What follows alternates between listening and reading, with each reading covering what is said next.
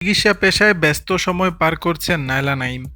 নায়লা নাইম তুমুলভাবে আলোচনায় আসেন ২০১৩ সালের শেষ ভাগে। সামাজিক মাধ্যমের আলোচিত ব্যক্তি হয়ে ওঠেন। শোবিজে নায়লার গুরুত্ব বেড়ে যায়। কাজের সময়ের পরিধি বাড়তে থাকে। বিজ্ঞাপন, গানের মডেল, নাটক সমানভাবে চলতে থাকে। গ্রামীণফোনের একটি বিজ্ঞাপন চিত্রে মডেল হিসেবে কাজ করে শোবিজে অভিষেক ঘটে নায়লা নাইমের। এরপর পোশাকের মডেল হিসেবে দীর্ঘ সময় কাজ করেন। তন্ময় তানসেন রানআউট নামের একটি চলচ্চিত্র নির্মাণ করেন। এতে একটি আইটেম গানে অংশ নেওয়ার মধ্য দিয়ে বাংলা চলচ্চিত্রে তার অভিষেক ঘটে। পরে তিনি কাজী হায়াৎ পরিচালিত মারুফ টাকা ধরে না চলচ্চিত্রে অভিনয় করেন। নায়লা নাইমের গুরুত্ব চারদিকে ছড়িয়ে পড়ে, কিন্তু করোনা পরবর্তী সময়ে আলোচিত এই মডেলকে সেভাবে আর দেখা যায়নি। ফেসবুক প্রোফাইলের নাম পরিবর্তন করে ফেলেছেন তিনি, তবে যে ভেরিফাইড পেজের মাধ্যমে আলোচনায় ছিলেন সেটি এখনও একই নামে আছে।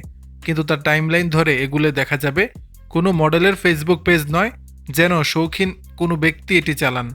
নায়লা নাইম জানালেন, ব্যক্তিগত ঝামেলায় শোবিজ দুনিয়া থেকে সরে আসেন।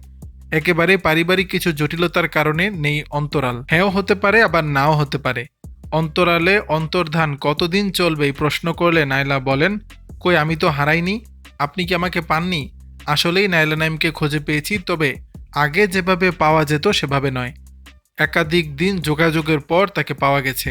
তিনি বলেন, আমি এখন চেম্বার নিয়ে ব্যস্ত। আপনার নিশ্চয়ই মনে আছে আমি একজন দন্ত চিকিৎসক। আগে খিলগাঁওয়ে আমার নিজের চেম্বার ছিল, এখন বনশ্রীতেও একটি চেম্বারে বসি। বুঝতেই পারছেন আমার ব্যস্ততা কোন দিকে বেড়েছে। দর্শক, বিষয়টি নিয়ে আপনাদের মতামত জানাবেন নিচের কমেন্ট বক্স।